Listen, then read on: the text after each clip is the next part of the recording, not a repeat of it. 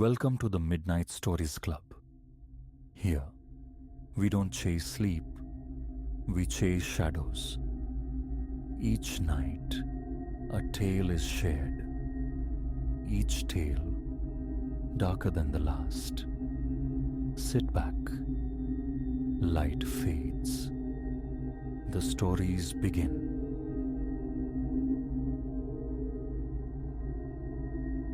Who could fathom that the genesis of such dread, such a chilling descent into fear, would be something as benign as a carriage for a child? Yet here I crouched, cocooned in the oppressive dark of my own apartment, the rhythmic scrape and click from the other side of the front door, someone diligently working the lock, confirming precisely that. It began 14 days prior, a seed planted in the anonymous soil of the internet. Newly arrived in the sprawling concrete maze of Chicago, my infant daughter, Willow, barely 6 months into the world, was my constant companion. Funds were a tight rope walk, rendering a brand new stroller an impossible luxury. Craigslist became my hunting ground. Endless scrolling through digital cast-offs led me to it. A sleek upper baby cruise advertised as gently loved, priced at a fraction of its birthright. The seller, a woman named Celeste, resided only a few districts away. Messages flickered back and forth. A meeting was set for the following afternoon at her place. The drive there was a strange brew of anticipation and a low thrum of anxiety. Willow murmured soft baby sounds from her car seat, oblivious. I'd never navigated the waters of online classifieds for a face-to-face exchange. It's fine, I assured myself. Just a stroller. Celeste's building materialized in a neighborhood that felt unfamiliar. Worn around the edges, the architecture was dated, paint flaking like sunburned skin, iron bars guarding windows like grim EKG lines. I cross-referenced the address scrawled on a notepad, inhaled deeply, and rapped my knuckles against the door.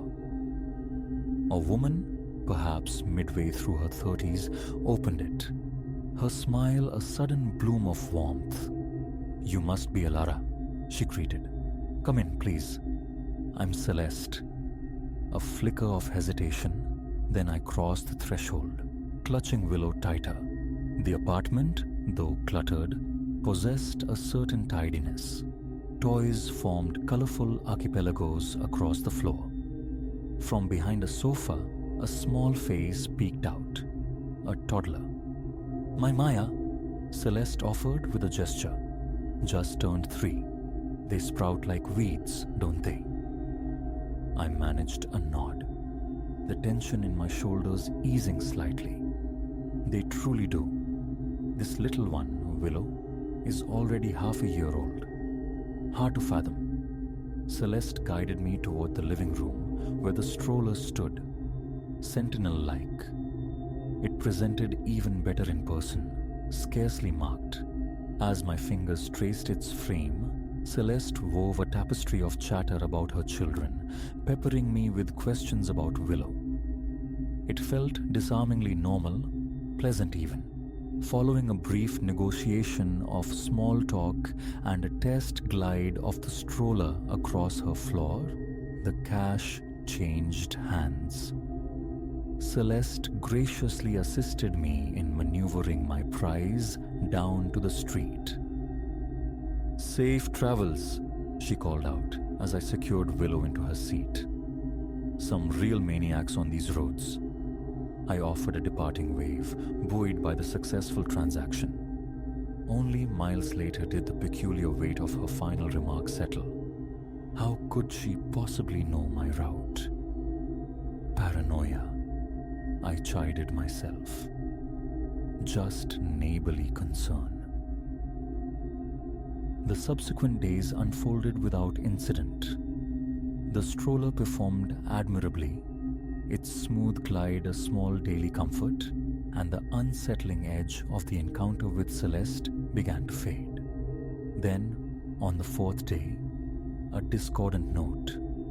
I was wheeling Willow towards the park, our usual route, when a car loitering across the street snagged my attention. A nondescript sedan, deep blue or maybe black. It wasn't the vehicle, but the occupant. A man. His gaze seemed fixed on me. When my eyes met his, he swiveled his head away abruptly. My pace quickened, a nervous flutter taking wing in my chest. At the playground, my gaze swept the periphery constantly, but a sudden had vanished. Imagination, I insisted. Lack of sleep. But the following day, it reappeared. Identical car, identical position. This time, however, when I looked, the driver offered no pretense of diversion. Shielded by dark sunglasses, his expression remained unreadable, his stare unwavering. I practically fled back towards the apartment, pushing the stroller at a near run. Willow, sensing my disquiet, began to whimper. The moment the door clicked shut behind me, the deadbolt slid home, and I dialed my best friend, Chloe. Am I losing my mind? I pleaded after tumbling out the story. Maybe it's just exhaustion playing tricks on me. Chloe's voice, usually light, was laced with concern. I don't think you're crazy, Ilara.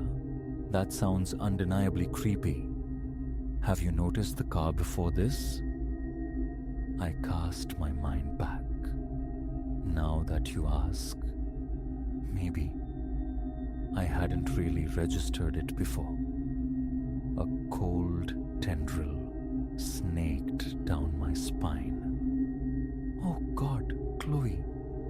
What if they've been watching me all along? Okay, deep breaths, Chloe urged, though a tremor of worry vibrated in her tone. Could still be nothing. A weird coincidence. But just to be safe, why not switch up your routine? See if it makes a difference. We agreed, making tentative plans for her to visit that weekend. After disconnecting, I checked on Willow. She slept, a portrait of innocence, utterly unaware of the fear tightening its grip around her mother. The next morning, eschewing our customary walk, I drove to a cafe in an entirely different part of the city. Seated by the window, the warmth of the latte seeping into my hands, Willow burbling contentedly in her stroller beside me, a fragile sense of calm began to return. Perhaps I had overreacted. Then I saw it, the sedan, parked across the street, partially obscured by a hulking delivery truck. My hand trembled, sending coffee sloshing over the cup's rim. My phone felt heavy in my palm, my thumb hovering over the screen, poised to call Chloe, the police, anyone. But as my gaze snapped back to the street, the car was smoothly pulling away. I caught a fleeting glimpse of the driver. A man, yes, but not the same one. Sleep that night was a shallow, fractured thing. Every creak of the old building, every distant engine growl sent jolts through my system. Was that a car door slamming? Footsteps ascending the stairs? I checked the locks compulsively, drew the curtains tighter than coffin lids, and positioned Willow's crib directly beside my bed. Dawn arrived, finding me hollow-eyed and frayed. A decision solidified. I had to understand. I called out sick from my job and prevailed upon my neighbor, Mrs. Albright, to watch Willow for a couple of hours. "Are you quite well, dear?" Mrs. Albright inquired, her brow furrowed as I handed over my daughter. You look utterly drained. I manufactured a smile, just feeling a bit off, going to see the doctor. My destination, however, was Celeste's apartment building. No concrete plan had formed, only a gnawing certainty that the answers I needed lay tangled somewhere in the origins of that stroller. Parking across the street, I watched as Celeste emerged from the building. She was alone. No sign of Maya. My breath hitched as she slid into a car, the dark sedan. My heart hammered against my ribs as I eased my own car into traffic, following her at a discreet distance. Her route led to a dilapidated strip mall clinging to the city's frayed edge. As Celeste exited her vehicle, a man materialized, approaching her. They exchanged words for several tense minutes, their postures rigid. Then Celeste passed him an envelope. He, in turn, handed her a small, discreet package. Disbelief washed over me. Celeste? Involved in something clandestine? And how inexplicably was I entangled in this?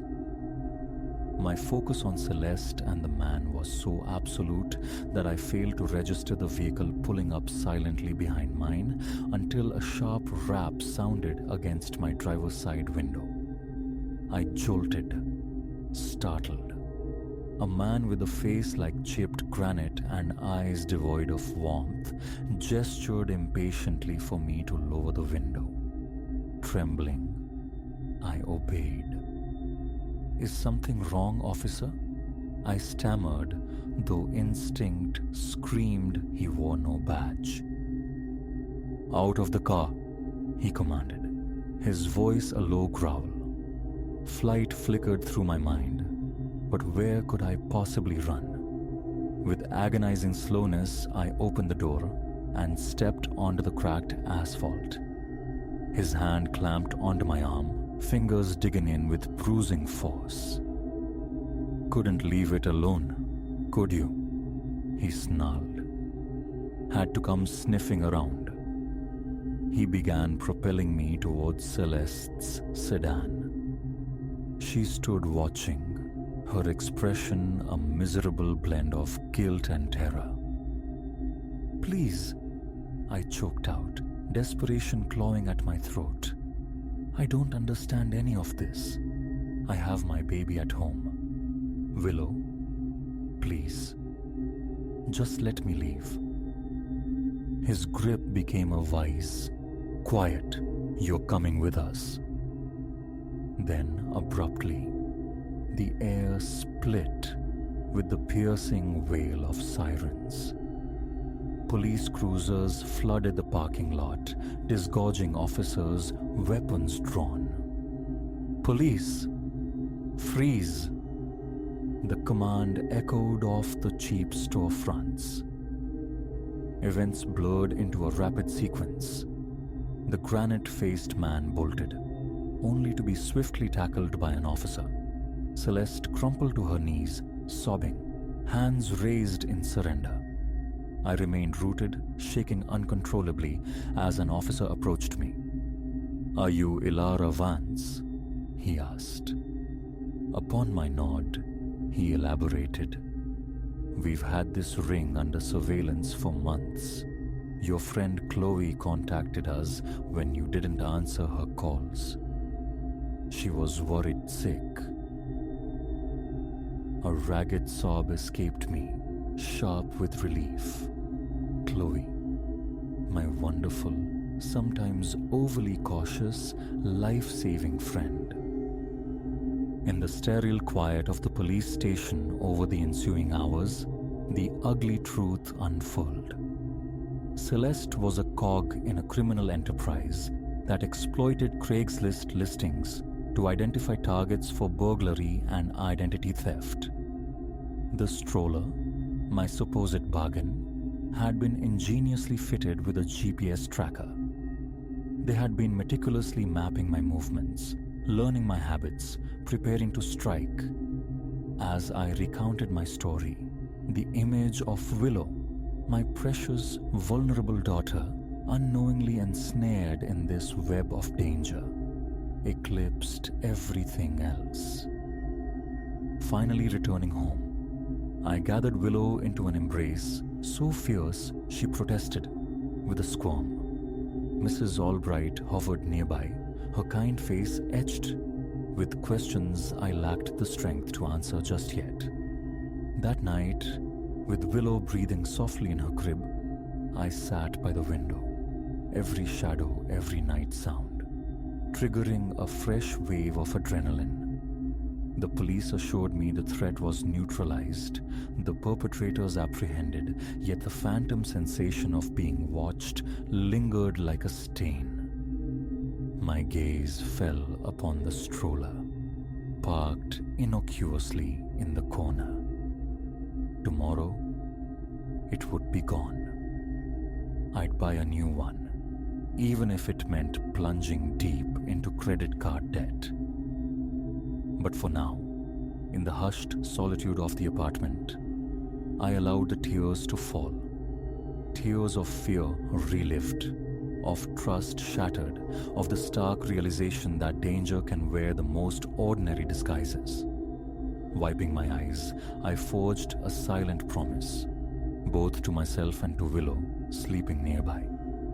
Caution would become my watchword, yes. But fear would not be permitted to dictate the contours of our lives. We had weathered this storm. We would emerge stronger. Nevertheless, my days of browsing Craigslist were definitively, irrevocably over.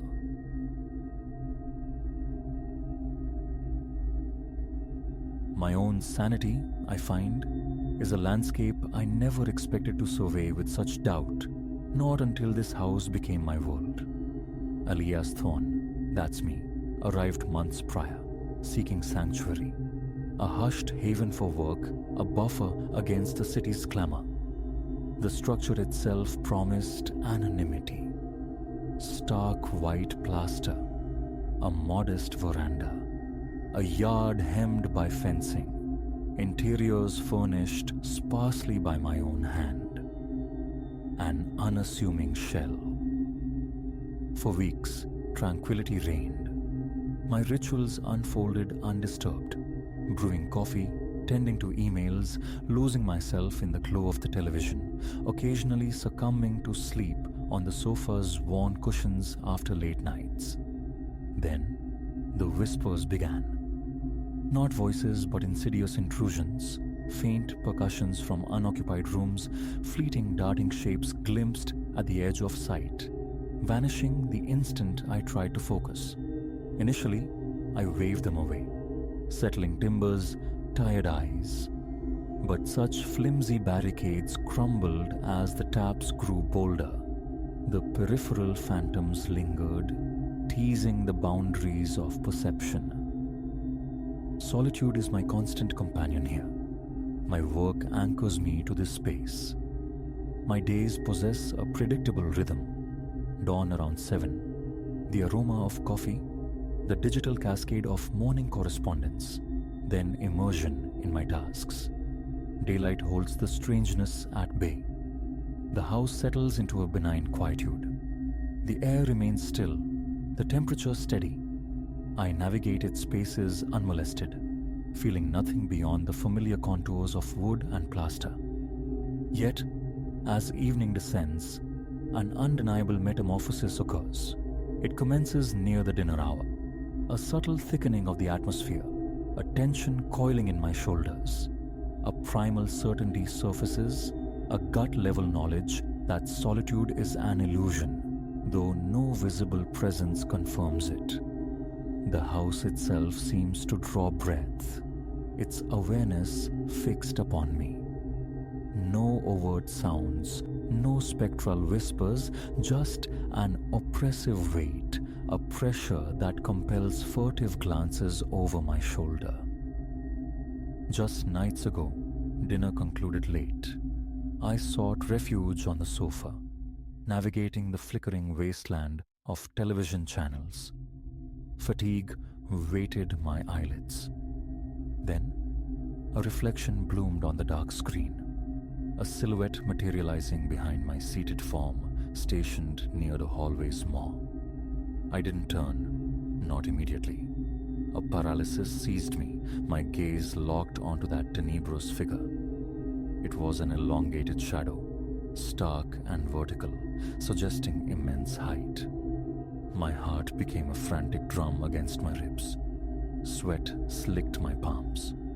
For 3 eternal seconds, I wrestled with reason, insisting it was merely a trick of light, a distorted echo of some benign object. Then, slowly, deliberately, I pivoted. Emptiness greeted me. The hallway stretched vacant and still. When my gaze returned to the television, the silhouette had dissolved. I extinguished the set and fled to my bedroom, activating every light switch in my path. That night, the hallway beacon burned until dawn. Morning brought a wave of self-reproach. Brushing my teeth, showering, I attempted to dismiss the previous night's terror with strained laughter. But a sensation of being observed clung like damp cloth. While the water cascaded, a faint shuffling drifted from the living room, the unmistakable drag of hesitant footsteps across the floorboards. I cut the shower, listening intently. The sound persisted for perhaps 5 seconds, then absolute silence resumed. Emerging cautiously, I found the living room undisturbed.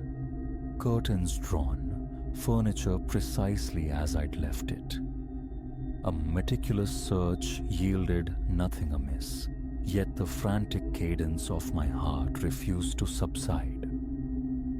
Reason demanded its due.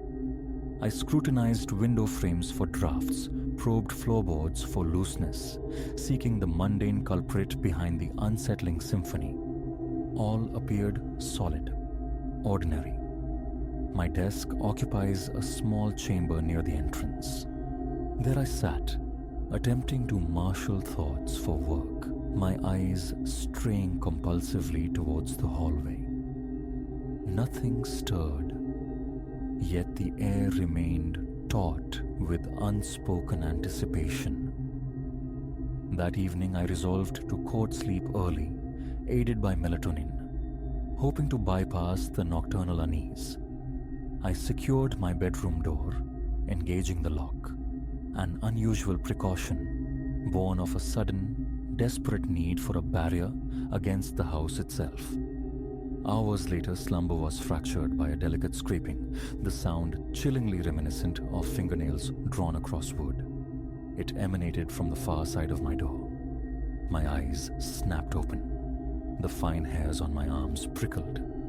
My breath hitched, shallow and rapid. I lay frozen in the darkness, gaze fixed on the door, torn between faint sleep and confrontation. My phone rested on the nightstand. I snatched it, thumbing the flashlight. The instant the beam struck the door, the scraping ceased. My heart hammered, a painful pressure in my chest. For long minutes, I remained thus, light trained on the wood, ears straining against the profound silence that had fallen. Eventually, summoning courage, I rose, switched on the overhead light, and approached the door. With a trembling hand, I turned the lock and pulled it open. The hallway yawned empty, the air distinctly colder, the chill seeping through the floorboards into my bare feet. I scanned left, then right, activating the hall light. No one. No marks marred the door's surface. The knob felt firm. I retreated, relocked the door, and spent the remainder of the night bathed in the sterile glow of my phone, scrolling endlessly, punctuated by bursts of music to ward off the encroaching silence. The thought of summoning company arose, only to be quashed by embarrassment.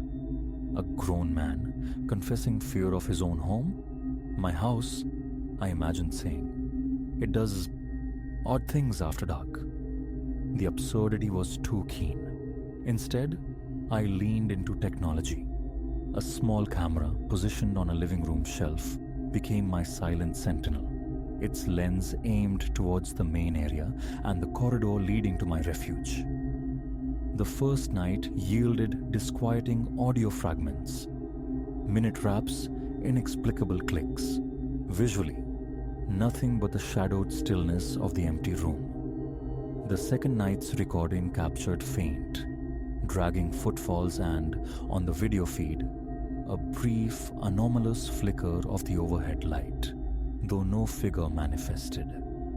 A thorough inspection revealed no faulty wiring, no earthly reason for the light's momentary stutter. A flashlight became my bedside companion. My nightly ritual expanded to include meticulous checks of every lock, every window latch.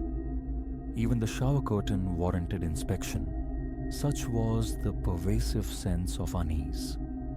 One evening, attempting normalcy, I prepared dinner, chopping vegetables, grilling chicken. Mid-task, the kitchen light began a slow, undulating fade, brightening and dimming rhythmically.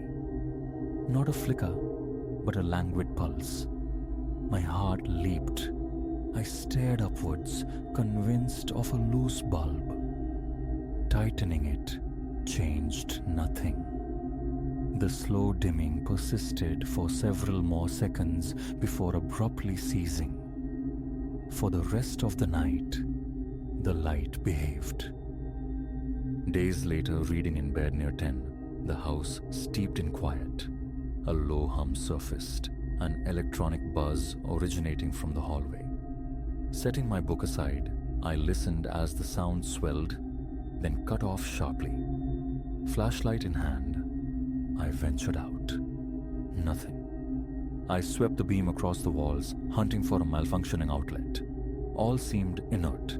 Then, a soft thud sounded behind me, back towards the bedroom. I spun, light stabbing the darkness. Empty. It was then I noticed it. My bedroom door, easing open inch by silent inch, as if nudged by an unseen hand. My stomach plummeted. Drawing a ragged breath, I stepped back into the room. Vacant. Sweat beaded on my brow. My legs felt unstable. I checked the window, barely ajar, offering no breeze sufficient to move the heavy door. I tested its swing myself. It required definite force.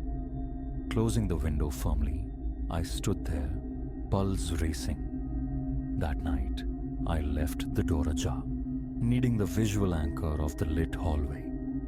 Sleep came in ragged, 20-minute bursts, each creak, each tap, jolting me back to terrified wakefulness. The true escalation arrived a week hence. I woke near 2 a.m., roused by a persistent scraping against the living room walls. Not loud, but steady, methodical. The sound of heavy furniture being laboriously dragged. Flashlight clutched tight. I forced myself from bed, muscles rigid, throat parched. Reaching the living room, I threw the main switch.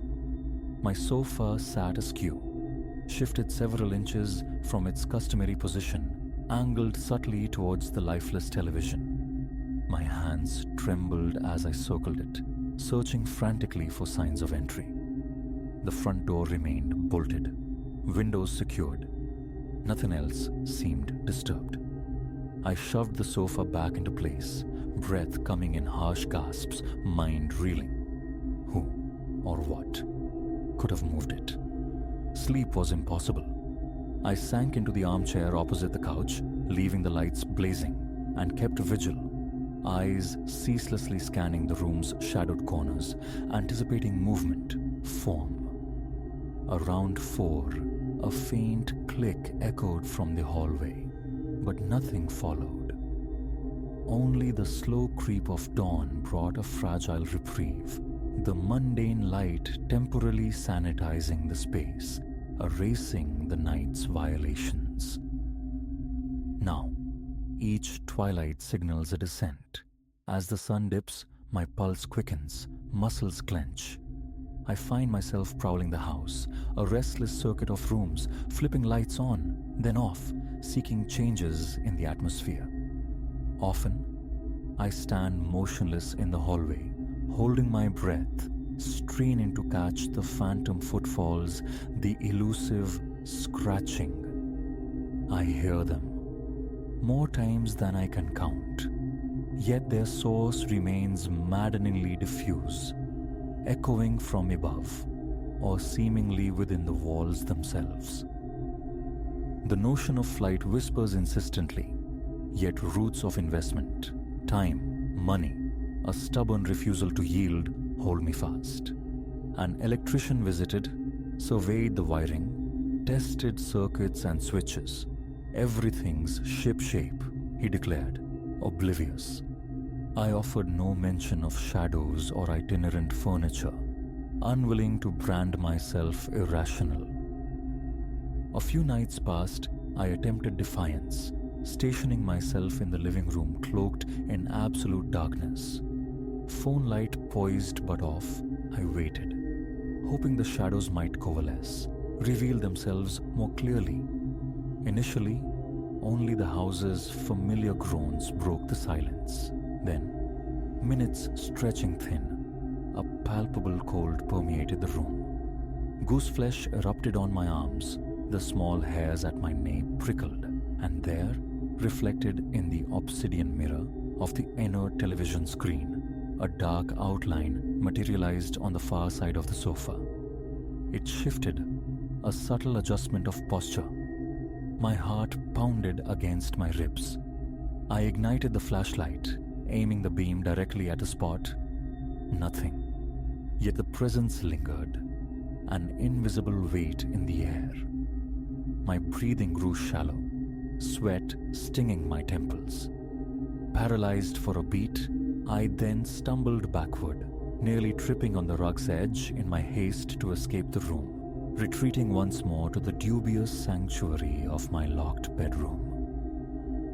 This strange siege has become my reality. By day, I perform normalcy, work, meals, the occasional film.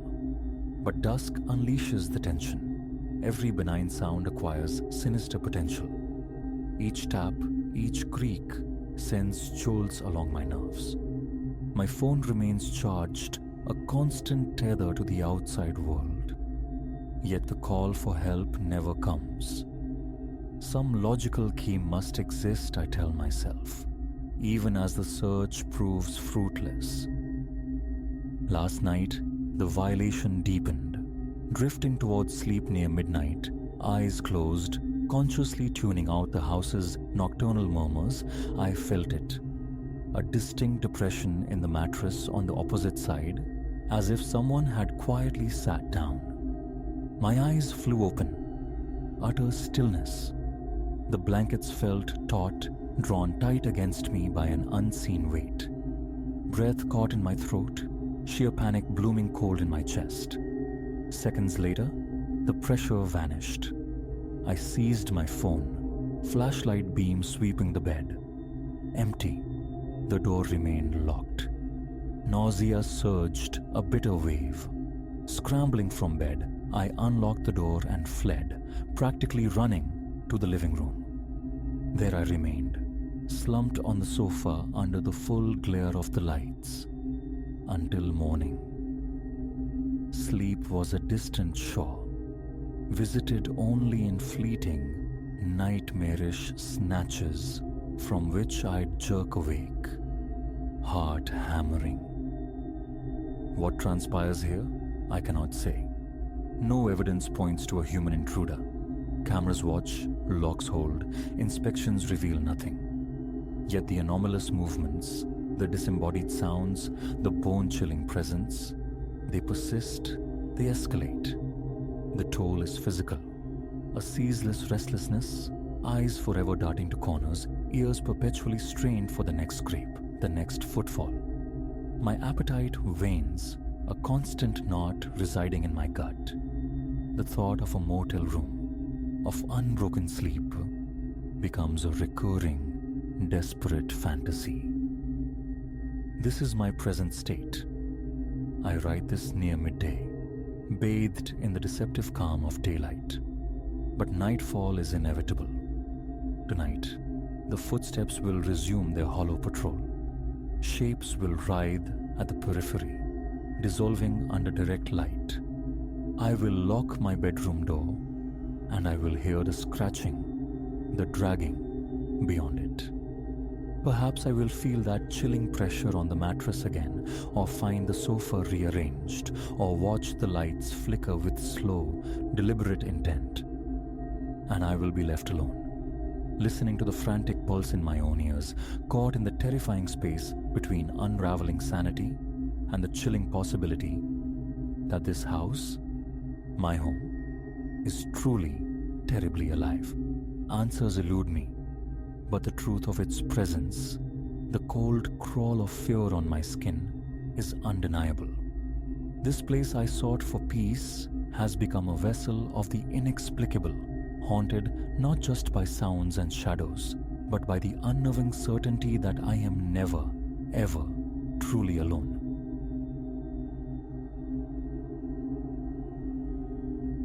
The city exhaled me back into my building late, bones weary, legs humming, with the ache of miles walked on indifferent pavement. I eased the front door open, a slow surrender, slipping inside the waiting quiet of the apartment before clicking the lock shut. Silence reigned, thick and undisturbed save for the faint, spectral wash of sodium streetlights filtering through the flimsy living room curtains. My keys found their usual perch on the small entryway table, a metallic sigh in the stillness. Shrugging off my jacket, a stiffness bloomed across my shoulders, a deep-seated yearning to simply collapse onto the sofa. Maybe let the flicker of the television screen hypnotize me, or perhaps just seek the cool clarity of water. A few steps carried me towards the shadowed bulk of the couch, and then it sounded. A shrill, insistent summons slicing through the quiet. The old landline perched on its dusty throne on the side table. My pulse leaped, a startled bird in my chest. That phone, a relic. My life existed on the sleek glass of my mobile. I hadn't even bothered reconnecting the landline. The cord, I distinctly recalled, dangled uselessly behind the unit, unplugged from the wall jack weeks ago during a furniture shuffle. I remembered seeing it, a loose nerve ending. Drawn by the impossible sound, I navigated the gloom, eyes straining. There it sat, black bakelite filmed with neglect, vibrating faintly with the force of its own ringing. No cord snaked to the wall. The sound was sharp, undeniable, physically present. A heavy weight settled in my sternum. Hesitantly, my hand reached, fingers closing around the cool, familiar curve of the receiver. Lifting it to my ear, I was met with breath. Slow, ragged, intimate. Then a voice emerged, low and scraped raw, as if dragged over stones. It knew, the voice rasped, the precise inventory of my attire that day. Each garment named, color, and cut exact. It recounted my pause at the cafe, pinpointed the very table, the discarded newspaper, the specific clink of coins left behind. It detailed the contents of my grocery basket, item by deliberate item. It spoke of the unconscious brush of my hand against the stairwell railing that morning, the ritualistic 3 taps on my apartment door to confirm the lock. I stood frozen, the receiver slick against my ear, my own breath trapped, listening as this disembodied catalogue of my day unfolded, each detail a tiny, cold pinprick. The fine hairs on my arms lifted. My throat was sandpaper. My gaze dropped to the telephone base, confirming the impossible. The cord lay limp, disconnected. Words failed me, my mind a sudden echoing void, hands beginning a subtle tremor. Then, the voice breathed that it knew my secrets, followed by a slow guttural laugh that coiled tight in my gut. Before thought could crystallize into speech, the line clicked dead. Silence flooded back. Absolute. I held the receiver away, listening to the void, then carefully replaced it in its cradle. Perhaps a full minute passed with me simply staring at the inert object, the tension of physical presence in my legs, the back of my neck. Flicking on a nearby lamp, I subjected the phone to scrutiny. Cable definitively unplugged. I even pulled the power adapter from the wall socket, holding the useless plug aloft. No reason, no earthly logic explained the call. My mobile confirmed it. No missed calls there. A glance out the window revealed only an empty street, slicked silver by the lamps, devoid of movement. I paced the small living room, trying to walk down the frantic rhythm of my heart. In the kitchen, I drew a glass of water, the taps gurgle unnervingly loud, and drank it down in quick gulps. Leaning against the counter, I listened to the rasp of my own breathing. The apartment felt vast now, unnervingly hollow. Fatigue, I reasoned. Imagination, frayed by exhaustion. Yet, the ring had been real. A vibration fell through the table, through my fingertips. The voice, the unnerving accuracy of its knowledge. That was no phantom. Setting the glass down with a soft click, I returned to the phone. Pressing buttons yielded nothing. Lifeless plastic. I sank onto the couch, gaze fixed on the textured ceiling. Sleep was a shallow, restless sea that night, punctuated by abrupt awakenings, glances at my phone's glowing numerals, and tense vigils staring at the silent landline across the room. It did not ring again. Morning found me stiff, unrested. Dressing was a slow process, punctuated by wary glances towards the side table. The phone remained, mute and obsolete. The urge to simply discard it was strong. Picking it up, I examined its underside. Dust clung thickly around the base. No battery compartment. It possessed no means to function untethered. I carried it to my bedroom, consigned it to the bottom drawer of my dresser, and turned the small key in the lock. A temporary measure, perhaps. Banishment later. The day unfolded under a pall of unease. Shower, clothes, the commute to work.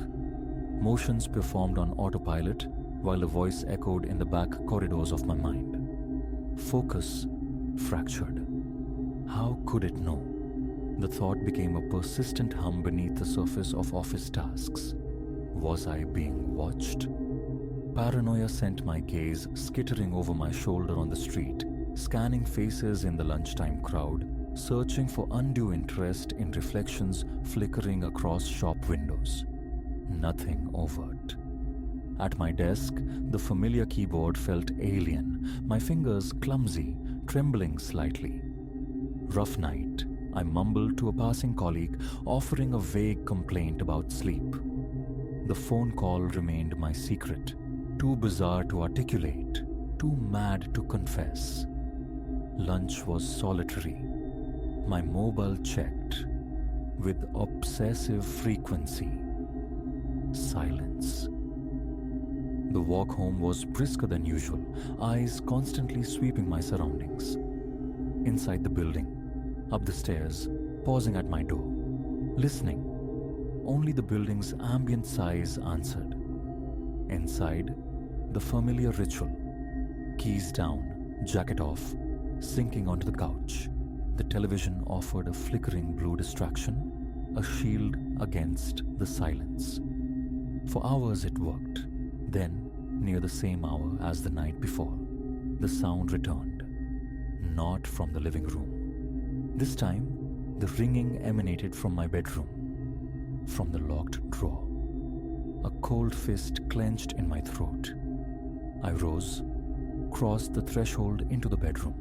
The drawer was shut tight, yet the muffled ringing pulsed from within, somehow louder, more insistent than before.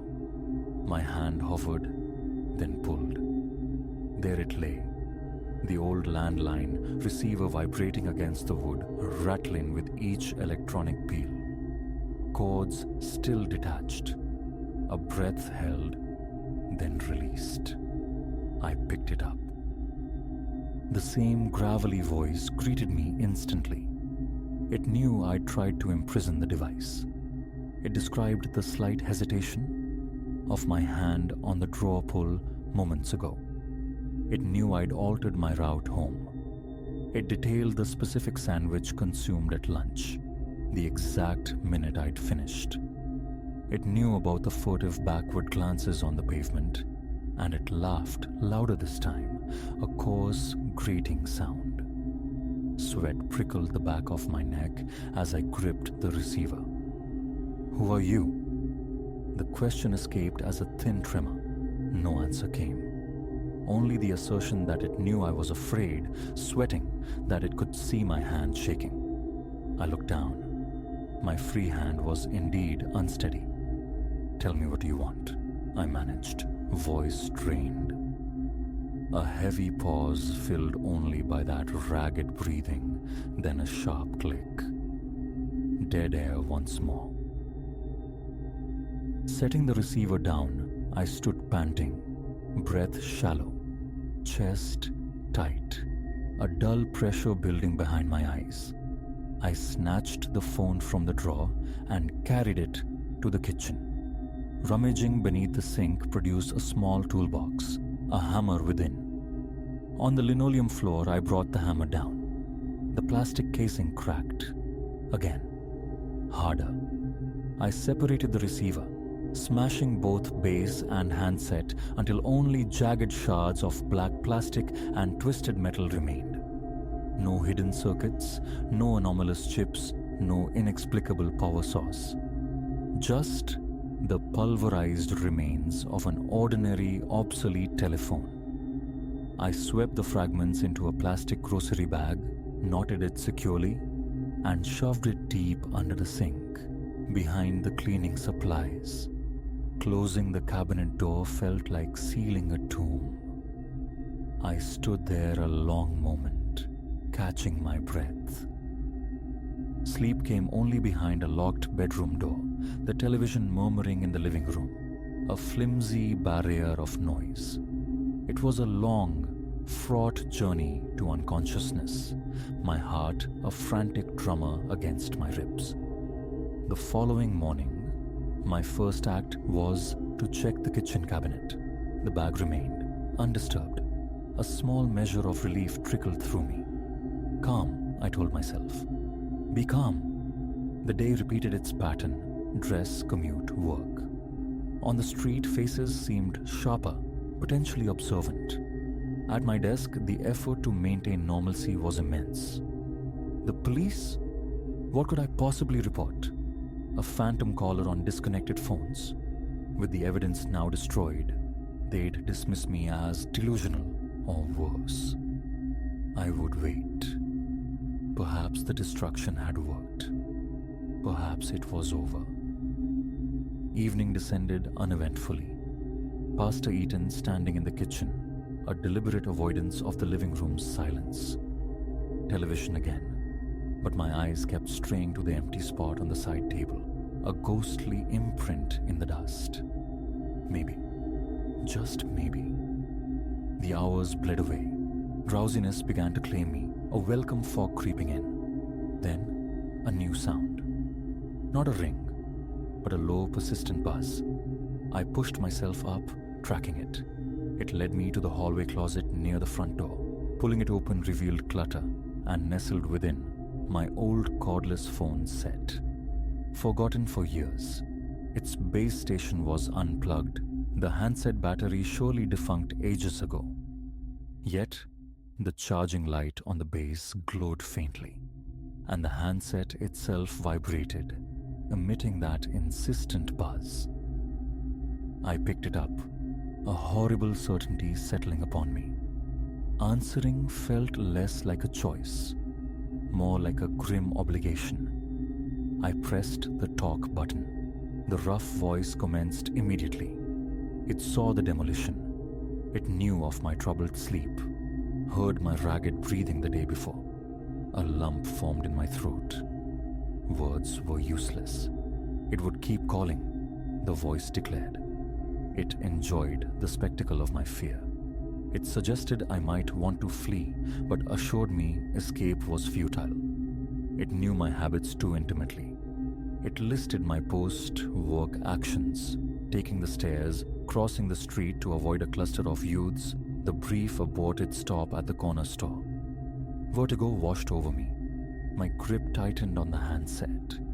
"Who are you?" I pleaded again, ignored. Just the slow, deliberate rhythm of breathing. Then, "I'll call tomorrow." I ripped the battery from the handset, gathered the base and its useless cord, and added them all to the plastic bag under the sink.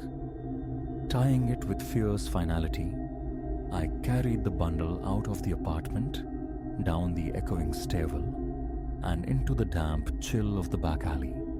I thrust the bag deep into the communal dumpster, the lid slamming shut with a resonant clang. Darkness pressed close. I scanned the shadows, listened intently. Footsteps? Nothing but the distant city hum. Back upstairs, the deadbolt slid home with a decisive thud. Windows checked, double-checked. TV unplugged. Router unplugged. Even the mobile charger yanked from the wall. A single hallway light remained, a lonely sentinel against the encroaching dark. I paced the confines of my apartment, forehead damp, palms clammy. Late the next night, I sat on the couch, waiting in the self-imposed electronic silence. No landline, no cordless. Mobile switched off, heavy in my pocket. A vigil. And precisely on schedule, the sound began. This time, from the bathroom. Pushing the door open, my eyes fell on the small, dust-covered radio perched on a shelf, used occasionally for morning news. It was off, unplugged. Yet a crackle of static whispered from its speaker. I picked it up, shook it gently, twisted the silent knobs. The static abruptly ceased, replaced by that all-too-familiar breathing, amplified through the small speaker. It knew the phones were gone. It didn't matter. It could find a way, it rasped. My arms felt leaden. The radio nearly slipped from my grasp. "Stop trying," the voice advised. It could use anything. It knew I wore the same trousers as the previous day. "Look in the mirror," it commanded. I turned, met my own reflection. Pale face, dark smudges beneath haunted eyes. My pulse throbbed in my ears. It would always be here, the voice promised, punctual as dread itself. Unstoppable. The laughter started again, coarse and resonant, before the radio fell silent. I lowered the device, backing away slowly, legs trembling. In the hallway, I leaned against the cool plaster, sliding down the wall until I sat huddled on the floorboards, breath coming in short, sharp gasps. My hand fumbled for the phone in my pocket, powering it on. Call who? Report what? The sheer impossibility of it all was its own kind of prison. I sat there, phone clutched uselessly, staring into the empty waiting space of my living room, gut clenched, skin cold. Sleep was unthinkable that night. I simply waited. Nothing more occurred until the following evening, same time, same dread anticipation. This time, my television screen flared to life unbidden. Static snow filled the display, and through the speakers, the voice returned, calm, almost conversational now, detailing my day with the same terrifying precision. My lunch spot, my altered commute, the darker curtains I'd hastily hung before leaving. Futile gestures it mocked. It would always know. Remote clutched in my hand, I stabbed at the power button. Nothing. The screen remained alive with static. I scrambled behind the set, yanking the power cord from the wall outlet. The static hissed on, uninterrupted. Dropping the remote, I stumbled back. The voice laughed, a low, steady rumble. My heart hammered against my ribs. Breath hitched in my throat. I lunged again, wrenching the cord free from the television itself with such force I nearly toppled. It made no difference. Clamping my hands over my ears, squeezing my eyes shut, I could still hear it, a phantom sound permeating bone and tissue. I sank to the floor again, hyperventilating, waiting for it to cease. Minutes stretched into an eternity before the laughter finally ebbed. The static faded, and the screen went black. Silence returned, heavy and absolute. I opened my eyes, staring at the dark screen, too terrified to move. Tomorrow night, it would come again. I knew it.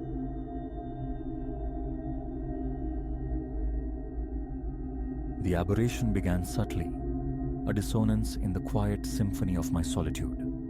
My cherished stoneware cup, the one cradling my morning infusion, migrated. From its ordained position, starboard of the basin, it materialized inexplicably to port. A fleeting lapse in memory, perhaps. Elias, I chided myself. Your rituals approach dogma, but even dogma allows for momentary distraction. I dismissed the anomaly, a ripple smoothed over by the day's currents. Yet, the quiet disturbances persisted, gathering like dust motes in a sunbeam, initially unseen but cumulatively undeniable. The cashmere throw on the divan, always draped just so, now lay angled with geometric precision. My keys, habitually nestled on the brass hook nearest the entryway, appeared on its furthest companion. The potted fern near the window shifted infinitesimally westward, a barely perceptible deviation only a cartographer of his own domain would register.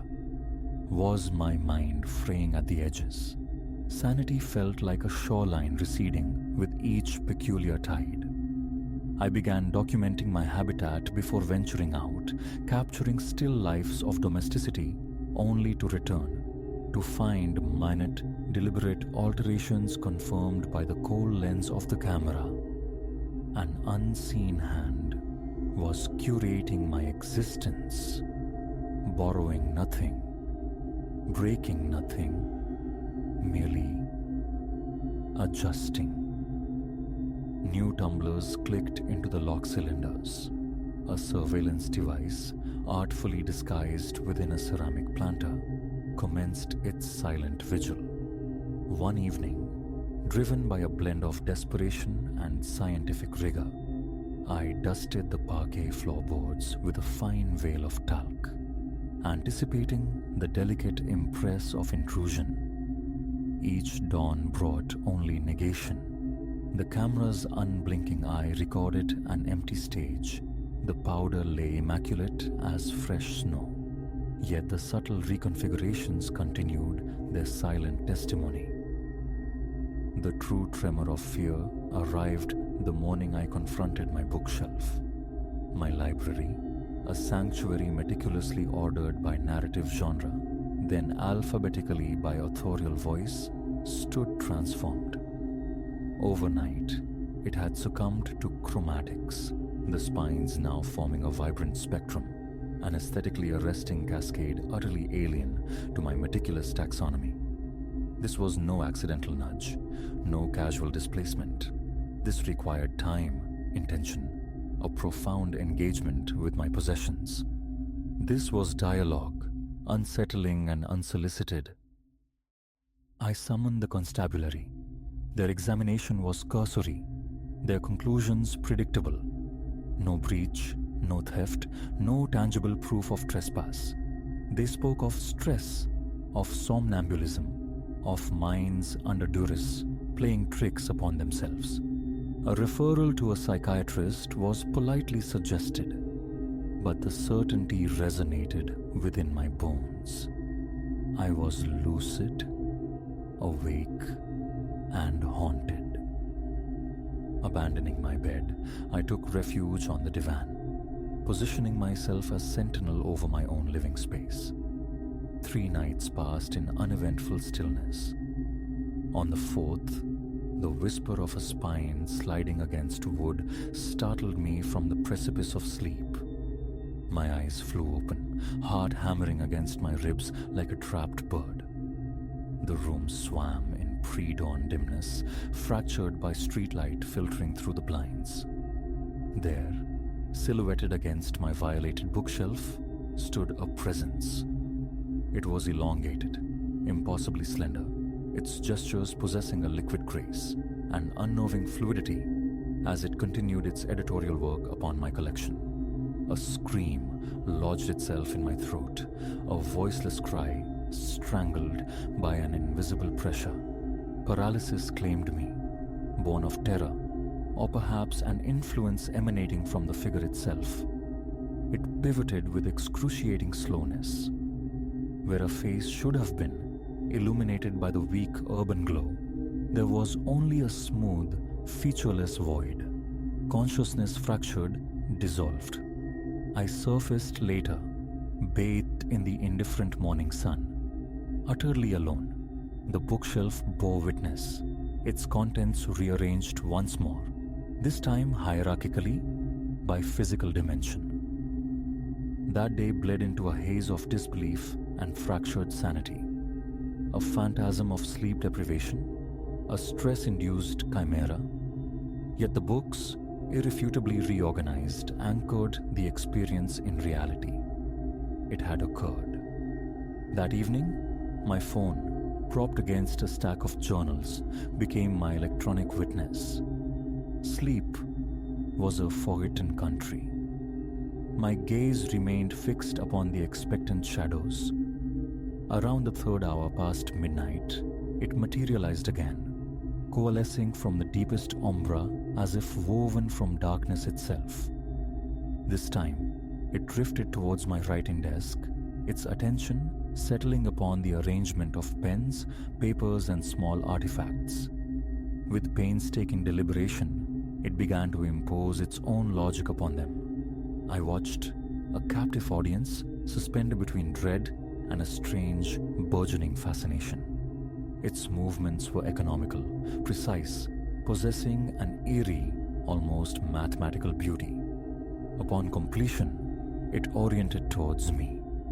Though eyeless, I felt the weight of its regard.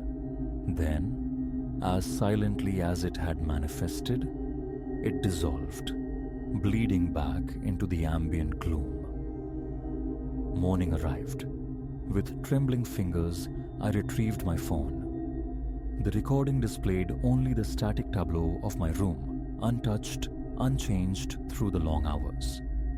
Yet, my desk was a study in geometric perfection, each object positioned with an unnerving exactitude. Work became an impossibility. Days blurred. I plunged into research, scouring folklore, fringe science, abnormal psychology, seeking ghosts, dimensional breaches, exotic manifestations of subconscious turmoil. No existing framework accommodated the phenomenon. I began leaving missives for my silent curator. Who are you? What is your purpose? Why this place?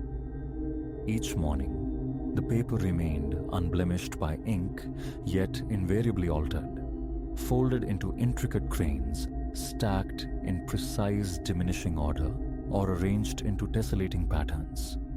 Weeks bled into a peculiar rhythm. The nightly visitations became an expected cadence in the quietude of my life. The entity inflicted no harm, appropriated nothing. It merely ordered relentlessly, meticulously ordered. Patterns emerged from its interventions, a clear preference for symmetry, for equilibrium. I started conducting experiments, deliberately introducing asymmetry, leaving objects in calculated disarray. Always the entity responded, restoring balance, imposing its silent aesthetic upon my minor chaos. One night, adrift in sleeplessness, I addressed it directly. "Thank you," I whispered, my voice thin in the stillness, as it arranged my collection of sea-worn glass into a perfect logarithmic spiral.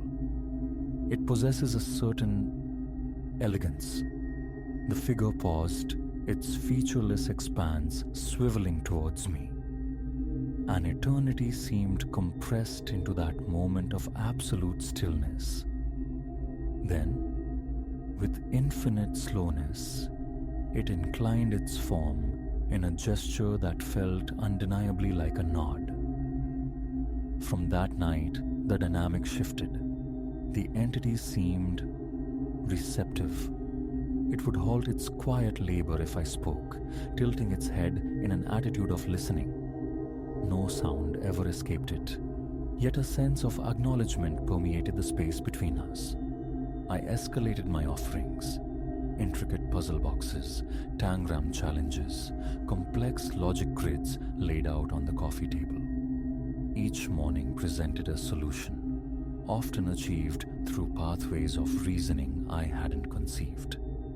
Fear hadn't vanished, but it now shared space with profound curiosity, even a nascent, unsettling affection. The nightly visitations became anticipated events, focal points in my shrinking world. My comfort with the presence deepened in inverse proportion to my connection with the world outside. Explanations were impossible, belief improbable. Invitations were deflected, familial visits postponed indefinitely. My universe contracted to the dimensions of my apartment, its axis mundi, the silent organizing entity. Months flowed by. I found myself hurrying home, eager to discover the latest rearrangement, the newest expression of its silent ordering principle. I acquired new objects solely to observe how they might be integrated into its grand, evolving design. One night, resolved to observe its full process, I remained awake and watchful. As anticipated, it emerged from the penumbra around the customary third hour. But tonight, it deviated from its script. Instead of proceeding to its usual task, it turned directly towards me on the divan. Slowly, with a grace that defied its unsettling form, it extended a hand, long, slender fingers coalescing from the shadow stuff. An invitation. My pulse surged, a frantic drum against the silence. This was new territory, uncharted and profound. A chasm of hesitation opened before me. Then, volition bypassed conscious thought. I reached out, my own hand trembling, and accepted the offered grasp. Its touch was cool, paradoxically present yet insubstantial, like touching solidified mist. The moment our hands connected, the perceived reality of the room destabilized. Shadows deepened, writhed, becoming viscous, almost liquid. The entity exerted a gentle pressure, drawing me to my feet. Together we moved towards the room's most profound pocket of darkness. With every step, the familiar contours of my life seemed to dissolve, textures fading, sounds muting, replaced by an emergent reality composed of shifting geometries and intricate interlocking patterns. Terror should have consumed me. Yet what bloomed instead was an overwhelming sensation of homecoming, of profound rightness. Understanding dawned, luminous and complete. The entity hadn't been an intruder imposing its will upon my space. It had been a tutor, patiently preparing my perception, schooling me in the apprehension of the underlying order, the hidden architecture beneath the veneer of chaos. As we stepped fully across the threshold into the shadow realm, I felt my own form loosen, becoming fluid, adaptable. My senses expanded, reconfigured. I could perceive the patterns now, not merely within the confines of my former apartment, but woven through the very fabric of existence.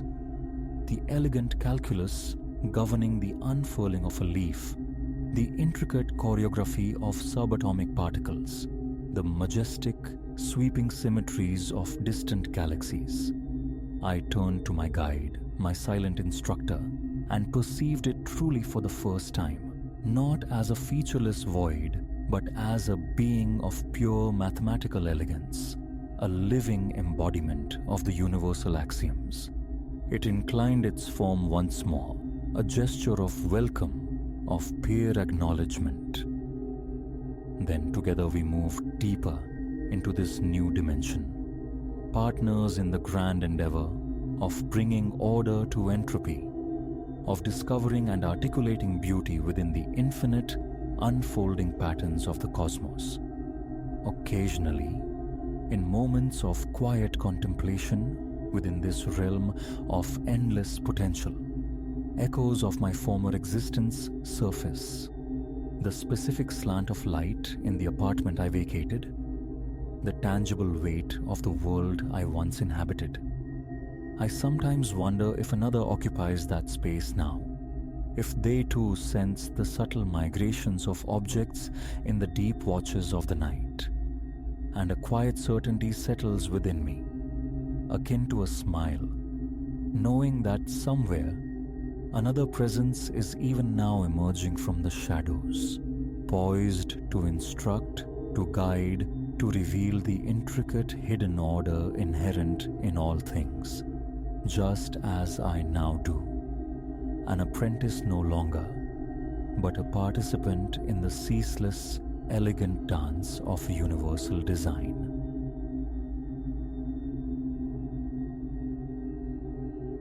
The wipers smeared sheets of water across the windscreen, a frantic pulse against the deluge. Outside, the highway dissolved into liquid night, a vein of asphalt lost in the storm's roaring throat. Hours I'd wrestled the wheel, knuckles bone white, cursing this ribbon of forgotten road, this supposed shortcut home. Silence, save for the drumming rain, pressed in until the radio crackled, a ghost in the machine. I lunged for the volume, desperate for a human voice, a forecast, anything. What bled through the static froze the marrow in my bones. Advisory remains in effect. Fugitive Silas Thorne escaped custody earlier today, sighted near County Road 17. Thorne is considered armed, extremely violent. Repeat, do not engage. County Road 17. My GPS glowed with the name. This very asphalt. A fist clenched around my heart. I strained to pierce the downpour, the headlight beams swallowed by the black. And then, a shape coalesced at the road's edge. A spectral figure, arm lifted, thumb hooked skyward. The ancient plea for passage. Closer, the shape resolved into a man, drenched, clothes plastered to a gaunt frame like sodden rags. Every nerve shrieked, drive on. But a contrary current pulled me slow. Was it pity? A phantom memory of being stranded myself? Or just the insidious whisper that reports were vague, odds were long? Against the screaming klaxon of instinct, the tires bit into the gravel shoulder. He scurried to the passenger side, a wraith animated by desperation. I cracked the window, rain immediately spitting through the gap. "Thank God," he rasped, voice thin against the storm's fury. "Been walking hours. Car died back there." My thumb hovered above the lock. "Where you headed?" A question choked with reluctance. "Just the next town," he said, attempting a smile that looked fragile in the gloom. "Got folks there. They'll sort me." Reason abandoned ship. The lock clicked open. "Get in," I managed, hoping the tremor wasn't audible. He slid inside, bringing the chill of the storm and another scent, wet wool mingling with something sharp, coppery, indefinable. Back on the tarmac, the car felt suddenly smaller, the air thick. I risked a sidelong glance. Younger than he first appeared, maybe early 30s.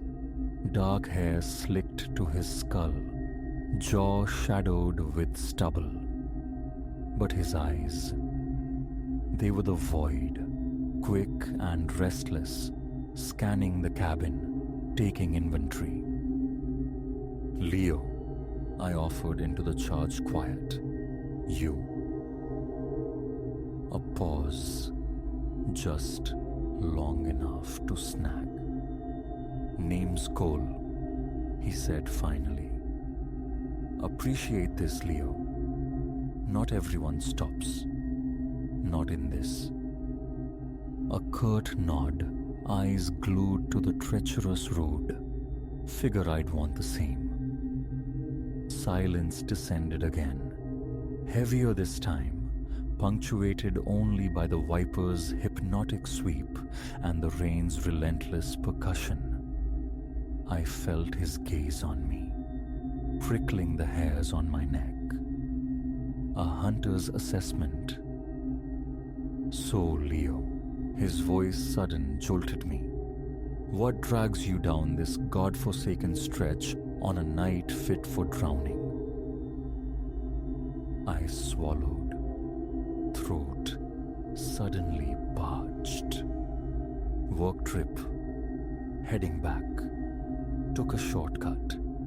My own words sounded hollow. Regretting it now. A low chuckle, devoid of warmth.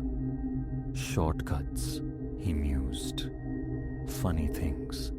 Sometimes they lead you exactly where you weren't aiming to go."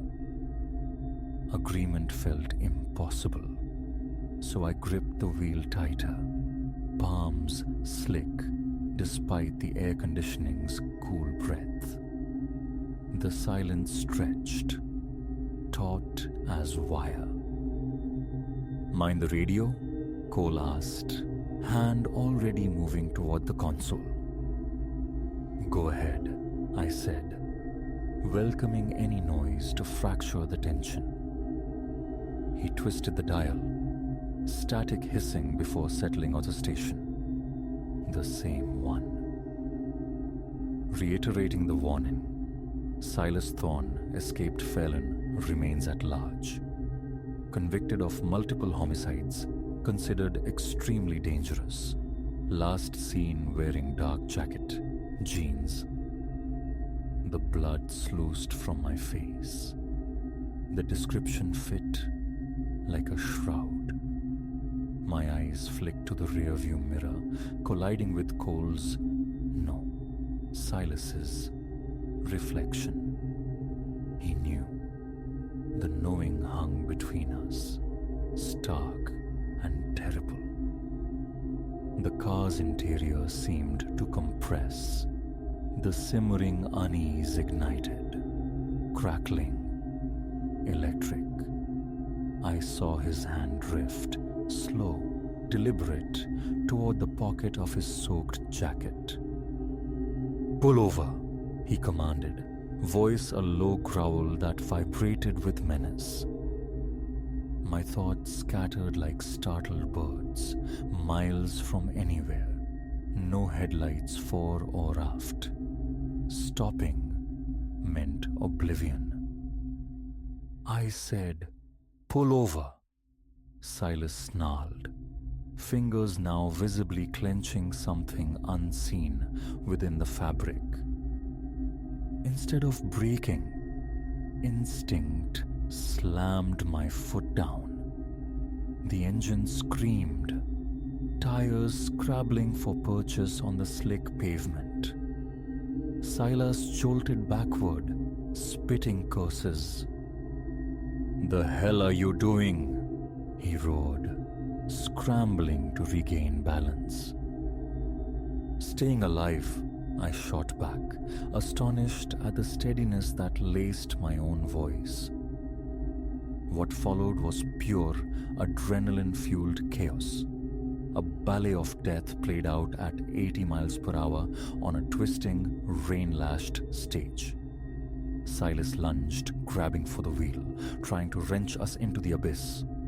I fought him, yanking the car left, right, a desperate prayer forming unspoken on my lips. In the frantic struggle, his hand slipped from his pocket. A flash of metal in the dashboard's eerie glow. A knife, cruelly curved, wickedly sharp. My heart seized. "Making this harder, Leo," Silas breathed, voice chillingly calm now as he brandished the blade. "Just stop. Be quick about it." "Never," I spat, vision blurring between the road ahead and the gleaming steel.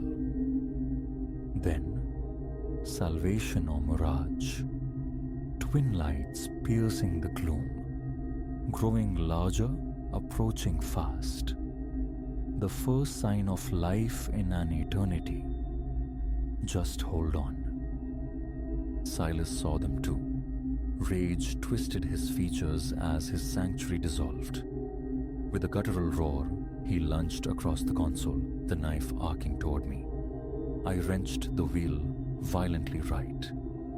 The world became a sickening vortex of rain-streaked darkness. A cry from Silas, a blur of motion as he slammed against the passenger door.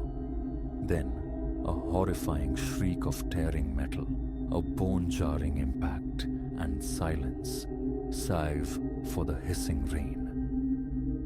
The airbag punched me, stealing my breath, blinding me with white powder. Disoriented, I clawed at the deflated bag, senses slowly returning. Two awarenesses surfaced, the approaching wail of sirens and the stark emptiness of the seat beside me. Pain lanced through me as I fumbled with the seat belt release. Staggering out into the storm-lashed night, I saw him. A dark silhouette melting into the tree line, dragging one leg. The night erupted in strobing red and blue. Cruisers and an ambulance materialized from the deluge, tires slicing through puddles.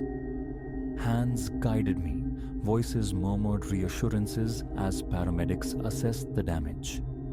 Over their shoulders, I heard a crackle from a police radio. Subject heading into the woods, County Road 17, possible injury, proceeding on foot. All units converge. Strapped onto a gurney, lifted into the ambulance's sterile light, fragments drifted back. They'd been hunting him for hours, always a step behind.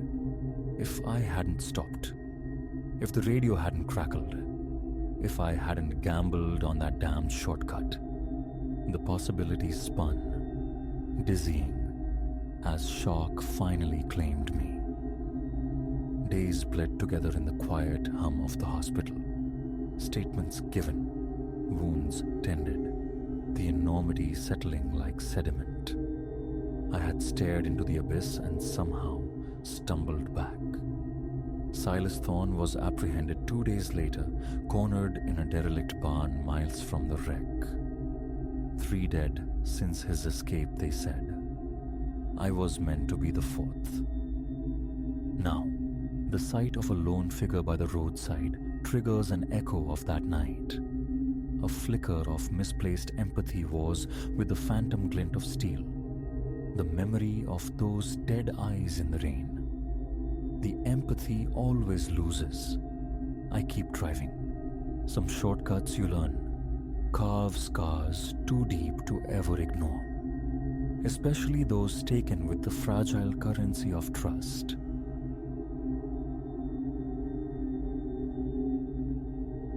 The awareness dawned not abruptly, but as a slow creeping tide into the shores of my consciousness. It began, as most days did, with the bleary ritual of waking, the abrasive brush against enamel, the pilgrimage to the kitchen altar for coffee. But the mug, my specific chipped blue mug, wasn't nestled in its usual haven within the cabinet. Its absence resonated. Indeed, the entire constellation of my kitchenalia seemed subtly rearranged, a familiar landscape rendered uncanny. And then, the chilling certainty began to crystallize. My solitude within these walls was illusory. 6 months prior, I'd nested here, in this compact one-bedroom shell perched high in the city's glamour. It boasted no particular charm beyond affordability on an apprentice wage, ancient floorboards that groaned confessions, plumbing that sighed and sputtered unpredictably. Yet, it was my sanctuary. Or so the illusion persisted. Initially, I waved away the discrepancies, attributing them to the fog of fatigue, the mind's peculiar forgetfulness. Perhaps I had shifted the mug in a pre-caffeinated stupor. Perhaps the refrigerator's contents rearranged themselves in my sleep-addled fumblings. But the anomalies grew bolder, harder to dismiss, waking to the television murmuring a station I never favored, finding the milk level mysteriously depleted. Once, starkly undeniable, the half-devoured remnants of a sandwich, not mine, accusingly present in the waste bin. Friends offered rationalizations dipped in concern. "Maybe you're sleepwalking, Elias," my confidant Chloe suggested, her voice laced with gentle skepticism. "Or just distracted? Stress does weird things, you know." Yet, deep within, I knew.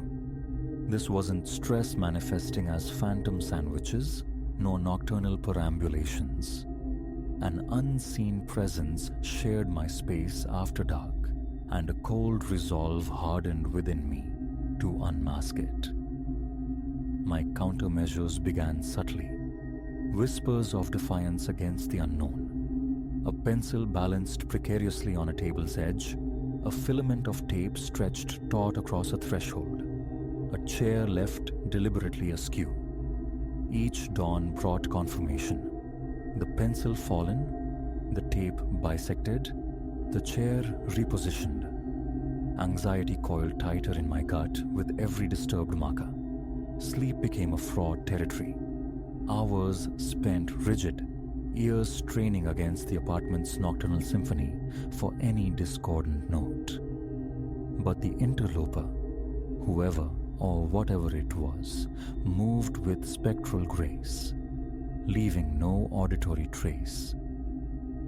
Enough. The ambiguity was intolerable.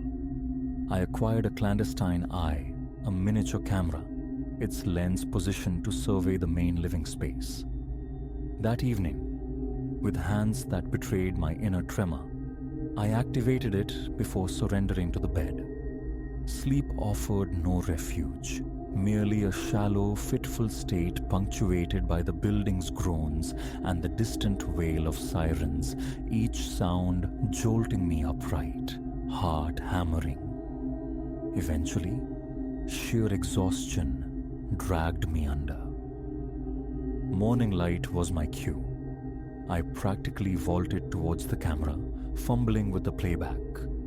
Hours of footage revealed only my own restless form twisting in the shadowed bedroom. Then, around the nadir of the night, 3:01 a.m. motion.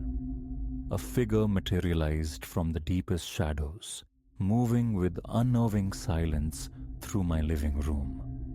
Careful, fluid, clinging to the periphery, yet undeniably human. A stranger navigating my home with proprietary ease. I watched, a captive audience to my own violation, as they accessed my refrigerator, appropriated my sustenance, then settled onto my sofa, the television flickering alive at a volume so faint it had never breached my slumber. They lingered for hours, an uninvited guest making themselves comfortable, only dissolving back into the unseen as the first fragile hints of dawn painted the windows. Fury, terror, a profound sense of trespass. They warred within me. This phantom had colonized my life, my belongings, for an unknowable duration. But now, I possessed the irrefutable. The digital ghost could be shown. The nightmare dragged into the light of official scrutiny.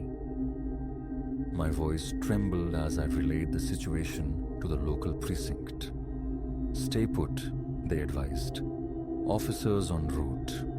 The weight stretched, each creak of the floorboards, each distant city noise amplifying my paranoia. I paced, half expecting the nocturnal visitor to manifest brazenly in the daylight. When the police arrived, their presence a stark intrusion of reality, I presented the footage. They observed with grim professionalism, the questions methodical. How long? Anything missing? Any known adversaries? I answered numbly, the sheer strangeness of it all finally landing with full weight. This wasn't frayed nerves or an overactive imagination. This was tangible, terrifyingly real. The officers offered measured reassurance, increased patrols, fingerprint dusting, but conceded the limitations. Without an identity or entry point, their hands were largely tied. "Change the locks," they advised sternly. "Consider a security system." The departure left a vacuum filled with an amplified sense of vulnerability.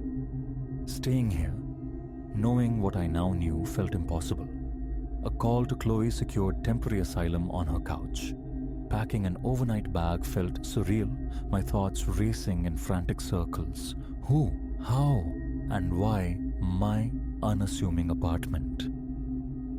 The following week unfolded in a haze of hypervigilance at Chloe's. Every sudden noise made me jump. Shadows seemed to hold potential threats. I contacted the landlord. The locks were replaced. A basic motion-activated camera linked to my phone became my new sentinel. The thought of breaking the lease, of starting the grueling search anew, felt crushing. After 7 fragmented nights adrift on Chloe's sofa, a decision formed. I had to return. I needed to reclaim my territory, refuse to be exiled by fear. That first night back was an ordeal of nerves stretched taut. Locks were checked and rechecked with obsessive repetition. Lights blazed in every room, the television providing a low murmur of artificial company. Sleep, when it finally claimed me, was thin and plagued by anxious dreams. Yet dawn broke without incident. The camera feed remained static. My small traps lay undisturbed. A fragile tendril of relief began to unfurl within me. Days bled into weeks. A semblance of normalcy cautiously returned. The morning ritual of checking footage persisted. The tiny traps remained part of the routine. But hope flickered that the ordeal was over. Perhaps the new locks had been sufficient deterrent. Precisely 1 month after my return, the familiar disruption. I awoke to find the living room subtly altered. The sofa nudged from its usual position, the coffee table rotated to an unfamiliar angle, and resting upon it, stark against the wood grain, lay a note. My hand shook as I reached for it. The script was unexpectedly refined, almost elegant. Forgive the fright. No harm was ever intended. This place, it was once my home. Sometimes I forget it isn't mine any longer. I'll not trouble you again. Please, find happiness here. I collapsed onto the sofa, the paper clutched tight, the revelation washing over me in a disorienting wave. Not a thief, not a menace, but a ghost of tenancy past, tethered to the space, unable to fully relinquish it. In that instant, fear transmuted into something far more complex. A profound ache of sadness, perhaps even pity. What life circumstances could compel someone to seek solace by haunting the periphery of the former existence? The nocturnal visits ceased. I never heard from the visitor again. Yet sometimes, when the old building sighs in the night, or an object seems fractionally misplaced upon waking, I remember them. I wonder about the journey, whether they found a new anchor, a space to truly call their own. Home, I've learned, transcends mere walls and floorboards. It's an internal resonance, a sense of belonging. For a time, that resonance had been fractured here, replaced by dread. But understanding brought a strange peace, allowing me to reclaim the space as wholly mine. This is my home now, a place I'm resolved to fill with my own light. And for the previous tenant, adrift somewhere? Perhaps, just perhaps, I'll leave a quiet light burning, a silent acknowledgement across the threshold of memory.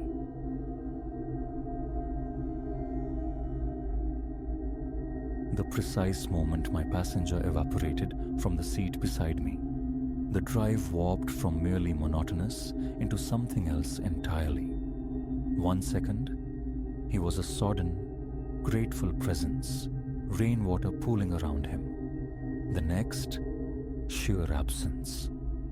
But a true chilling cadence was yet to unfold, because as my headlights sliced through the rain-lashed dark along that desolate ribbon of highway, I would see him again, and again, and again. It had been an interminable day, the kind that leaves grit behind your eyelids, and the promise of home beckoned like a distant star. Rain, a relentless curtain since I'd fled the office, rendered the world beyond the windshield an impressionist smear of grey misery. Perhaps 2 hours into the 3-hour pilgrimage, I spotted him, a solitary shape against the weeping landscape, thumbs starkly extended, a study in utter saturation. Picking up strangers wasn't my habit. Maternal warnings about roadside predators echoed faintly, a familiar, prudent litany. Yet, something about this figure arrested me. The abject droop of his shoulders under the deluge, perhaps, or maybe just the accumulated weight of my own solitude after hours adrift in the rhythmic sweep of wipers and the percussive drumming on the roof. Whatever alchemy compelled it, I found myself easing onto the slick shoulder. Destination? I inquired, as he folded himself into the car, spilling rivulets onto the passenger seat's upholstery. Just a little further on, he replied, his voice a surprising baritone rumble from such a slight frame. Appreciate the stop. a curt nod, and I merged back into the hypnotic flow of the highway. Silence reigned again, thick and expectant, punctuated only by the car's mechanical size and the storm's persistent tattoo. "Name's Elias," I offered finally, hazarding a glance sideways. The words caught, strangled in my throat. The seat yawned, empty. My foot slammed the brake. The car skittered, protesting on the wet tarmac. Wildly, my eyes darted around the cabin, convinced sanity had frayed. Had I dreamt him, conjured him from fatigue and rain-streaked glass? But no. The seat cushion bore a distinct damp patch where he'd sat. The seatbelt lay clicked into its buckle. My heart hammered against my ribs, a frantic prisoner seeking escape, as my mind scrambled for logic. People don't simply dematerialize. It defied physics, reason, everything. A micro-sleep. I reasoned desperately. He must have slipped out, quiet as a shadow. Even as the thought formed, a deeper certainty refuted it. I hadn't drifted off, and no one could unlatch a belt, open a door, and exit a moving vehicle unnoticed. Shaken, profoundly unnerved, I resumed driving. Knuckles bleached white where they gripped the wheel. That's when I saw him. Ahead, maybe 100 meters distant, stood the identical man. Same saturated clothes, same posture, same thumb angled hopefully toward the road. I blinked hard, scrubbing my eyes, certain it was a trick of light or exhaustion. But as the distance closed, doubt dissolved. It was unequivocally him, the man I had just impossibly picked up. I accelerated past, my thoughts a chaotic vortex. In the rearview mirror, his figure dwindled, a static point in the relentless downpour. Relief warred with profound confusion. Was this some hyper-realistic déjà vu? Fatigue playing cruel tricks? But then, impossibly, there he was. Again, further down the road, yet unmistakably the same soul. This time, a strange inertia slowed the car as I approached. He turned his head, and I could swear a flicker of something. Recognition? Showed absurdity? Passed through his eyes. But that was madness. I'd never encountered this man before tonight. Need a lift? The question tumbled out unbidden, as if some external volition guided my tongue, compelling me to repeat the doomed invitation. He nodded, climbing in with the same weary movements, shedding water onto the already damp seat. "Thanks," came the familiar resonant timbre. "Foul night for walking." My mouth opened, poised to demand an explanation, to voice the frantic question screaming inside my skull. What in God's name is happening? But when I turned, the seat was vacant once more. The seatbelt hung slack, unfastened. A cold sweat beaded on my brow, trickling into my eyes. This couldn't be real. It fractured reality. I stomped on the accelerator, the engine whining in protest, propelled by a primal urge to outrun the inexplicable. Yet speed offered no sanctuary. Every few kilometers, he materialized, sometimes on the left shoulder, sometimes the right verge, always the same drenched figure, thumb perpetually extended. I lost count of the sightings. 10, 20, 50? Each time a sliver of morbid curiosity urged me to stop, to confront the phenomenon. But a larger, more visceral fear kept my foot pressed down. kept me hurtling through the night. As the hours bled towards dawn, the encounters subtly shifted, grew more invasive. Sometimes, glancing over, I'd find him sitting beside me, corporeal and silent, staring straight ahead, utterly ignoring my presence. Other times, a chilling glimpse in the rearview mirror revealed him seated in the back. Once, heart-stoppingly, a check of the side mirror showed him running alongside the car, keeping pace with impossible speed even as the speedometer needle quivered near 90. I tried desperate measure to sever the loop, pinched my own flesh until it bruised, splashed stinging cold water on my face during a hasty fuel stop, even delivered a sharp slap across my own cheek, the crack echoing oddly in the confined space. Nothing availed. The hitchhiker persisted, an inescapable motif in the night's terrifying symphony. Just as the eastern sky began to bruise with the first hints of violet, a sign materialized through the rain. My exit. Never had simple lettering seemed so profound, such a beacon of potential sanity. I veered onto the ramp, my entire body vibrating with a cocktail of exhaustion and residual terror. Coasting into my driveway, I allowed a fragile sliver of hope to bloom. Perhaps, finally, it was over. I sat immobile for a long minute, encased in silence, afraid to look, afraid of what confirmation might await. Summoning the last dregs of courage, I scanned the interior. Empty. The street outside was quiet, ordinary, bathed in the weak, nascent light. A ragged breath escaped my lips as I stumbled out of the car on legs like jelly. Walking towards my front door, key fumbling in my grasp, a sound pricked the quiet. Footsteps on the wet pavement behind me. I turned, slow as a man underwater, dread solidifying into a cold, heavy mass in my gut. There he stood, at the end of my driveway. But something had altered.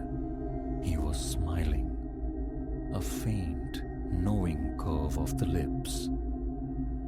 "Thanks for the ride," his voice carried, unnervingly clear across the distance. "See you next time."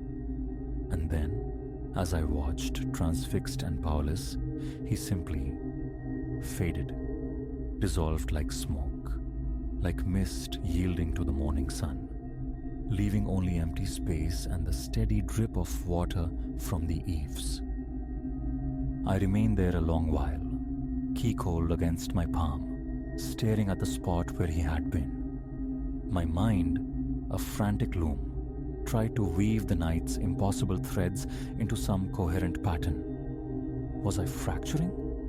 Had the entire ordeal been a complex, stress-induced hallucination? Yet, a deep, visceral certainty resonated within me. It had been real. The hitchhiker, the endless apparitions, the violation of natural law, all terrifyingly authentic. Work received a mumbled excuse about illness. The day passed in a blur, mostly horizontal, seeking refuge in sleep, hoping oblivion might cauterize the memory or offer a rational explanation. But every time my eyes closed, his image flickered behind my lids. Standing roadside, thumb extended, perpetually waiting. A week has elapsed since that night. The car remains parked, a dormant beast I'm too afraid to awaken, too fearful of who or what might manifest on the road ahead. I've replayed the sequence countless times, navigating the mental labyrinth, seeking an exit, an answer. None exists. All I possess is the knowledge that something fundamentally impossible transpired on that rain-swept highway. Something that sneers at logic and belongs to a reality adjacent to our own. And the worst part? The unshakable conviction that it isn't finished. Because sometimes, caught in the periphery of my vision as I gaze through my window, I see a figure standing across the street. Just for an instant, a fleeting shape against the mundane backdrop. But I know it's him, waiting, watching, and I know, with a certainty that sinks ice into my marrow, that eventually, inevitably, I will have to drive that road again. When I do, he'll be there, sodden, thumb outstretched, ready for another ride. What he is, spectre, fiend, some glitch in the cosmic fabric, remains a terrifying unknown. But I know he's out there, and I know through some bizarre unwilled entanglement forged that night, I am connected to him. So should you find yourself navigating a lonely highway when the hour is late and the rain falls heavy, and you spy a man standing drenched by the roadside, thumb pleading for passage, keep driving. For the love of God, don't stop. Don't even look back. Because once you invite him in, true riddance may be impossible. And the ride he offers, it's one etched into your soul, unforgettable, however desperately you might wish it otherwise.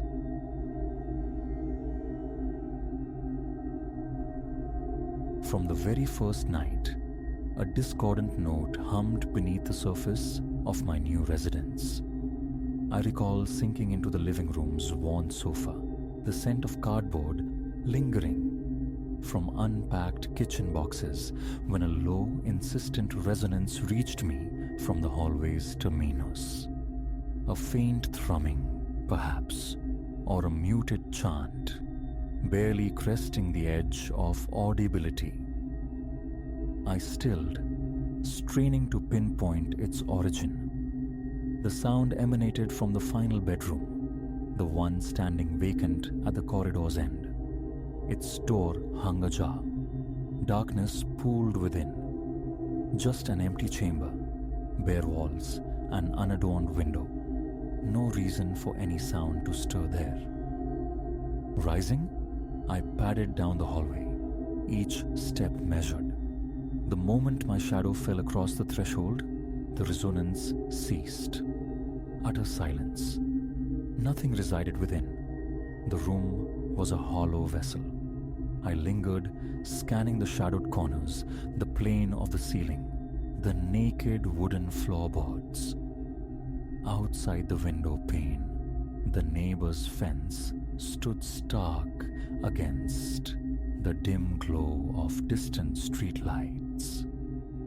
Only the refrigerator's low electric sigh drifted from the kitchen behind me. Retreating to the sofa, I tried to dismiss it. An echo from outside, perhaps. A neighbor's radio bleeding through the night air, voices drifting from the pavement. Yet, scarce 10 minutes later, as I settled once more, the low thrum returned. Unmistakably the same tone, the same suggestion of a hushed, repetitive murmur. No distinct words, just the timbre of a human voice humming something cyclical and clandestine, as if actively seeking obscurity. Again I rose, quieter this time. The hallway lay draped in shadow, illuminated only by the spill of light from the living room.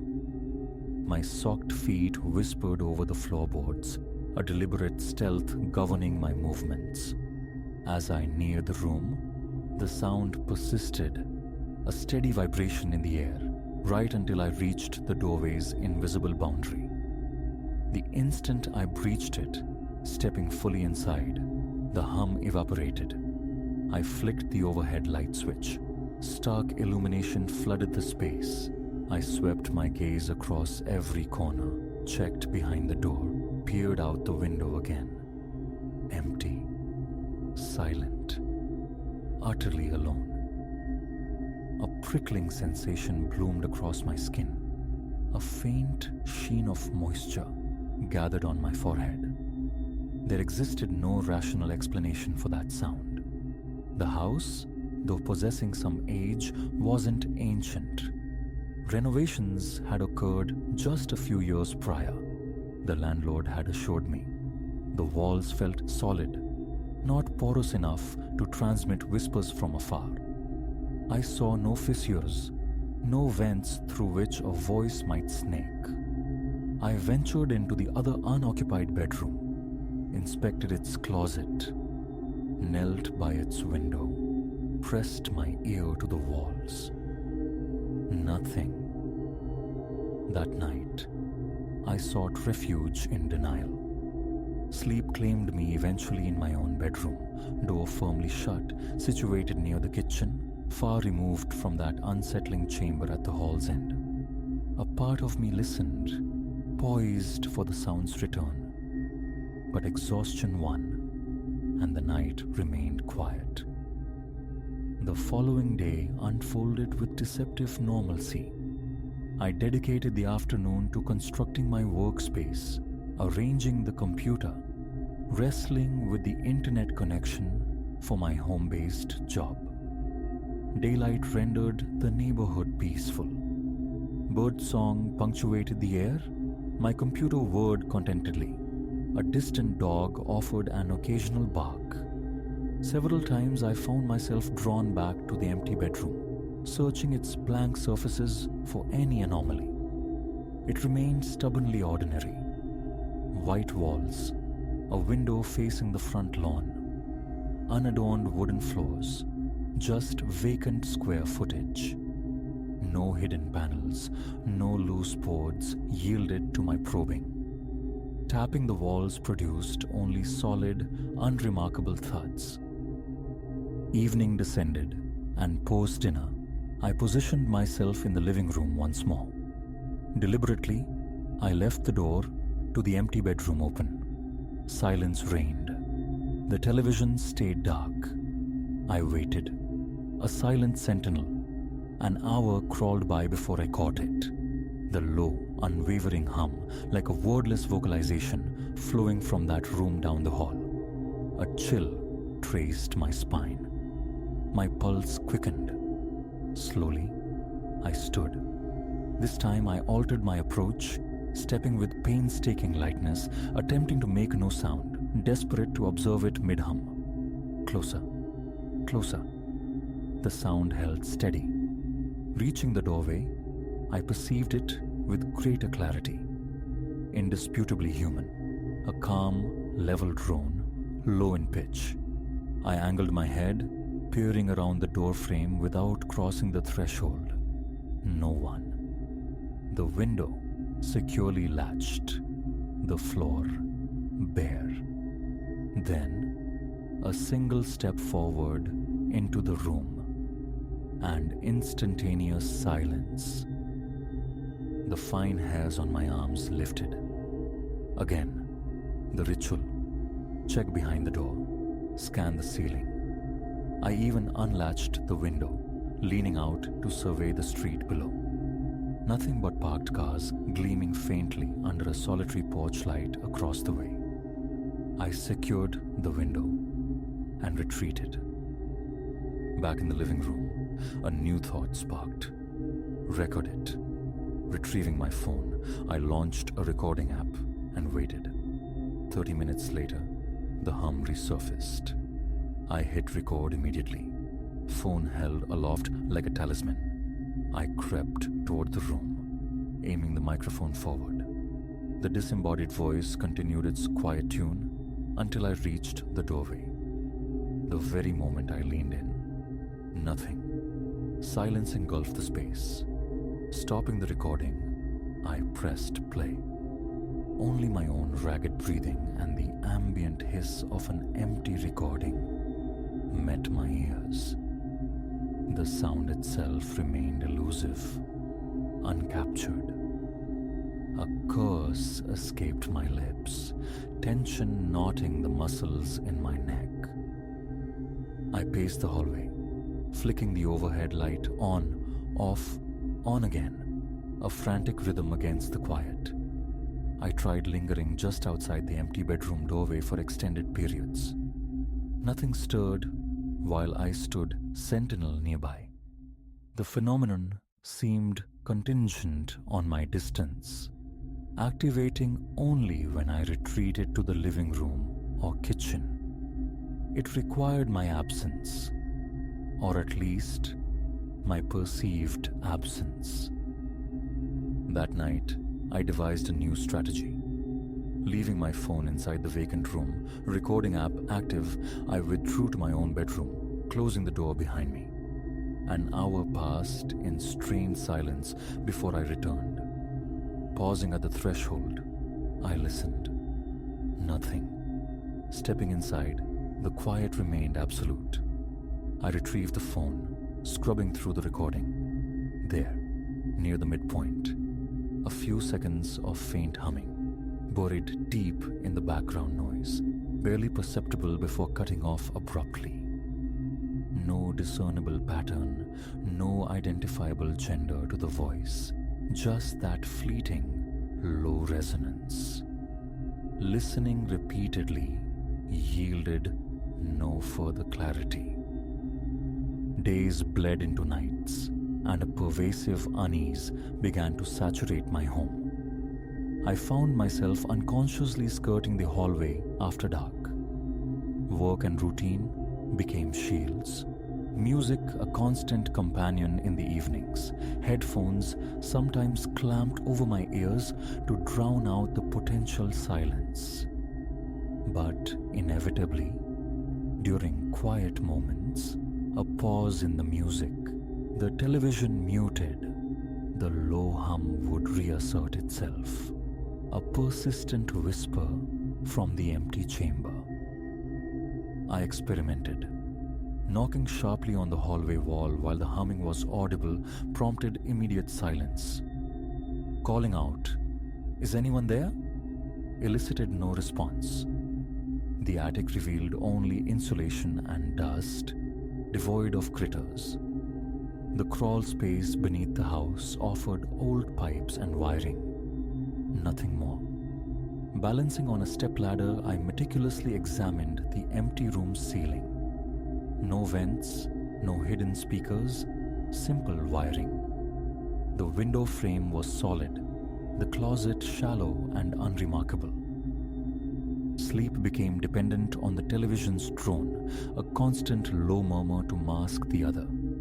It offered partial solace, though some nights, morbid curiosity compelled me to lower the volume, straining to hear. It was always there, never louder, never shift in pitch, just that steady, low intonation, invariably extinguished the second I attempted to enter the room. One evening brought another trial. I unearthed a cheap baby monitor set, purchased years ago on a whim. Placing the transmitter inside the empty room, I carried the receiver to the living room. Static hissed initially, then patience rewarded. The humming began, filtering through the small speaker. Clearer now, almost melodic, a short, repeating sequence of notes. Receiver clutched tight, I rushed down the hallway. The sound died before I drew close. Inside the room, the transmitter sat undisturbed. Anxiety became my shadow as dusk approached. My appetite waned. Fatigue mingled with the nervous energy. The thought of contacting the landlord surfaced, only to be dismissed. What could I articulate? That an empty room hummed, but only when unobserved.